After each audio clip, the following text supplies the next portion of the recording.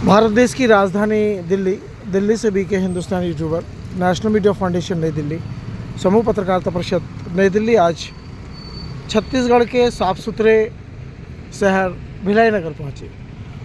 भिलाई नगर से लगा हुआ नेहरू नगर और नेहरू नगर से लगी हुई कई स्मृति नगर और गुरुद्वारा और कई जगह, और कैमरा इस समय हंस चौक पर है। सामने जो आपको गोल सा एक स्तंभ सा दिख रहा है, उसमें 3 से 4 पाँव हैं। इसको हंस चौक के नाम से यहाँ के लोग बोलते हैं, समझते हैं।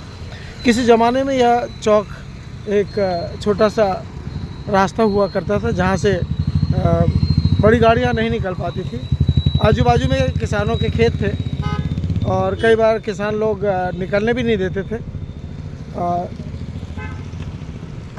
पर नेहरू नगर बसने के बाद और नेहरू नगर के बाजू में जो गुरुद्वारा है, वहाँ की ज़मीन पे कुछ कॉलोनाइज़रों ने बसावट की और भव्य यहाँ पर शहर बन गया।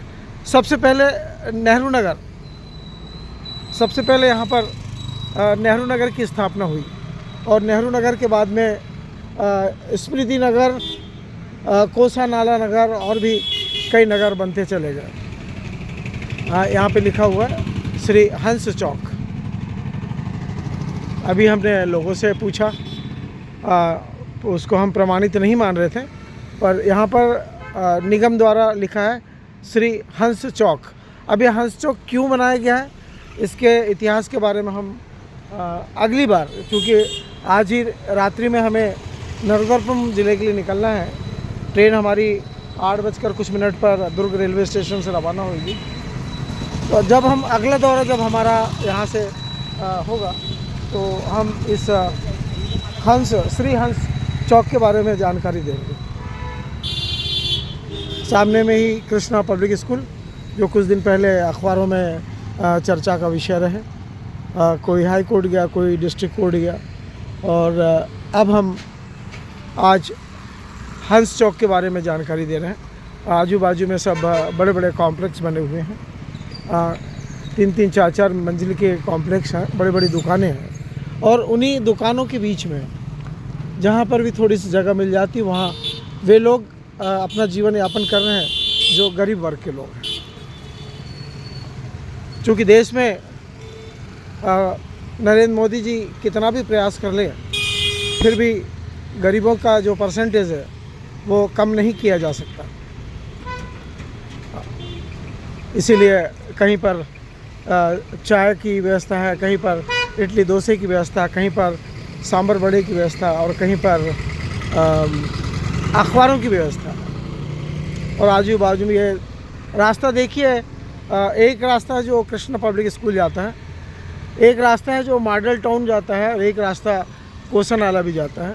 और ये जहाँ अभी कैमरा हम दिखा रहे हैं, यह रास्ता नेहरू नगर होते हुए भिलाई नगर स्टील सिटी भी जाता है, जहाँ अंडर ब्रिज और ओवर ब्रिज बना हुआ है।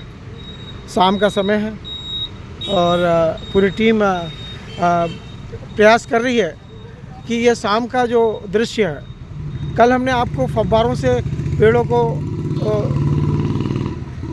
नहलाते हुए और उसका डस्ट साफ करते हुए दिखाया था, और आज हम श्री हंस चौक से निकले हैं और संध्याकालीन समय की जो छटा है उसके बारे में जानकारी दे रहे हैं। आज पेड़ों में उतना डस्ट नहीं है, क्योंकि कल पेड़ों को साफ़ कर दिया गया था, और आज भी यदि किया होगा तो हमको अभी जानकारी नहीं है इस मामले में। और जिन जिन चौकों के बारे में हमने जानकारी आपको दी, वे सभी अब गूगल सर्च पे हैं, और आप गूगल सर्च से उन चौकों के बारे में जानकारी ले सकते हैं।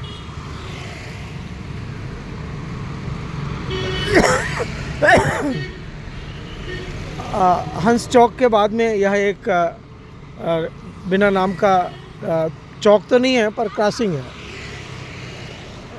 जो इधर की कोई कॉलोनी में जाते हैं। कॉलोनी का नाम तो हमें नहीं मालूम है, पर निशानी के तौर पर हम ये आपको द हट्स 70 मीटर लिखा हुआ दिखा रहे हैं।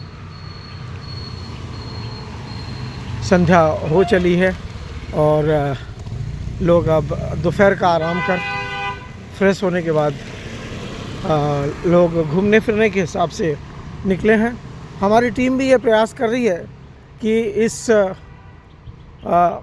शहरी वातावरण में लोग कैसे रहते हैं उसकी जानकारी लेने के लिए निकली है। देखिए, स्वच्छ भारत की एक छवि ये भी दिखा रहे हैं कि लोग किस प्रकार से जगह जगह कचरों का ढेर लगा देते हैं, पर निगम भी ऐसे लोगों से परेशान है। ये ऐसा लग रहा है कि कोई पब्लिक कचरा है। बाकी घरों के सामने तो पूरी तरह हमको माहौल पूरी तरह साफ़ सुथरा दिखा, क्योंकि निगम की नियमित गाड़ियां आती है और सूखा और गीला सभी प्रकार के कचरे को गाड़ियों में लोग निर्धारित समय पर डालते हैं। और ये जो अभी हमने कचरा बताया, ये एक पब्लिक प्लेस का है और लोग डाल देते हैं और वहाँ कोई आसपास में रहने वाले नहीं है। जैसे ये प्लाट खाली पड़ा हुआ है, यहाँ पर भी लोग आकर डाल देते हैं, उसकी कोई जवाबदारी निगम की नहीं है। जो पक्के घर बन चुके हैं वहाँ की साफ़ सफाई की जवाबदारी निगम की है और निगम साफ़ सफाई का टैक्स लेता है। आज के इस पेज में हम इतना ही कह पाएंगे, क्योंकि आज ड्राफ्टिंग हमारी टूर से संबंधित है। जय हिंद, जय भारत।